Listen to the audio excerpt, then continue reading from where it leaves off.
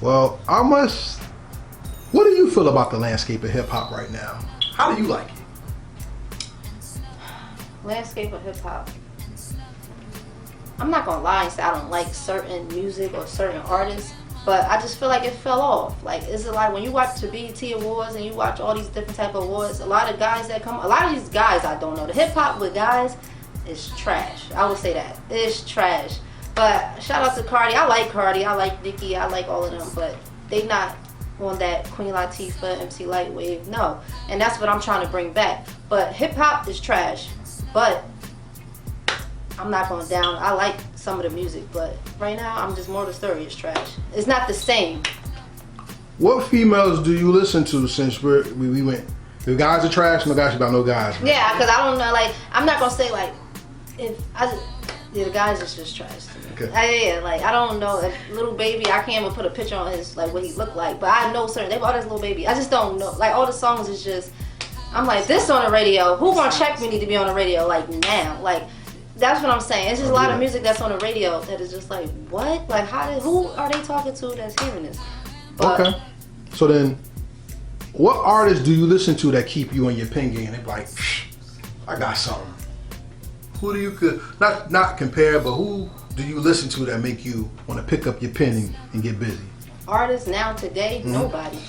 So, like, I'm an old school type person. When you get in my car, you listening to old R&B and old hip hop. You can listening to Kelly Price, Joe. You listening to Lil Kim, Missy Elliott. You not listening to Nicki, Cardi B, unless it's on the radio. I'm not just putting them on my playlist. But other than that, I'm inspired by the old school people. What about the other people that's out right now that have that same drive? Do you listen to them?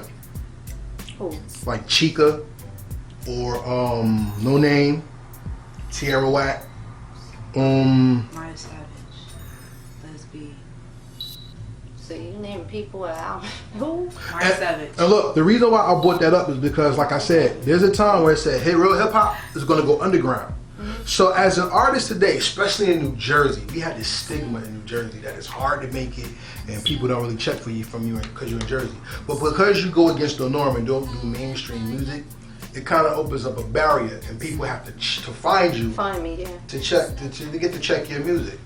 Just like we said with them, you're like, who that? If I went to somebody like, yo, Nisa is that shit, they might be like, who that? Who that? Yeah. So then, how do you break the trend so the people get to know you? What do you do?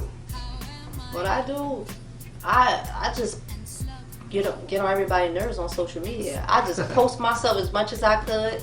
I play my music. I'm in my car. I'm listening to my own song, and I'll post it on social media. I make sure everybody that's following me see my music, or see me, or repost this for me. Do something. Me, I'm just annoying on social media, and that's probably how you guys recognize me. Me being annoying on social media. I love when you sing to yourself and be like, oh, I sing it to myself. And yeah, so I see it. I'm here to promote myself until strangers start doing it, and they doing it. I got a proposal for you, and this is what I want you to do. I propose for you to be great on other platforms, and this is what I mean. The average person to do freestyles, that just means that people follow you know you're rapping. The average person will go to shows. That just means people will get to see your face, see you on stage. You have a great stage presence, by the way. Thank you. That's what the average person to do. The reason why most artists fail is not only that they're lazy, they don't study the art. Yeah. What did you learn that made you a better artist so far? What did I learn? Basically just staying focused, being consistent with the music, promoting myself. You just gotta stay consistent. Yeah, you can't let the people forget about you. Like, you can't just, for example, Who Gonna Check Me is out. I know everybody waiting like, what's the next hit? But at the end of the day, I'm just trying to promote this song because it's grabbing attention. So, but I'm just trying to like, just don't forget me. That's it. Just don't let the people forget you.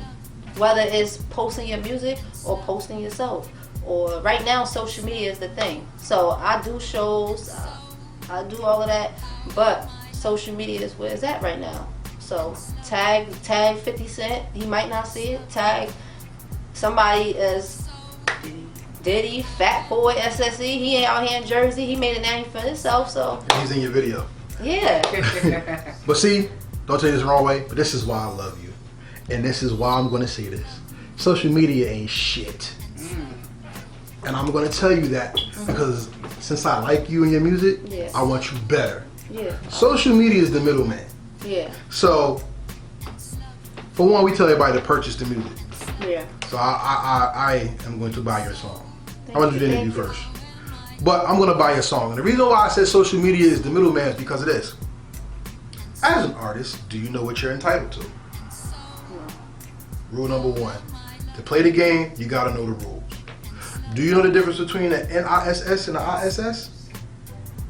No. So that means you can't get the correct amount of money that you're supposed to get. 3, as your fan, the best thing I'm going to do is walk away with something. If the internet died today, am I still hip-hop if all my hip-hop's on my phone and I'm streaming?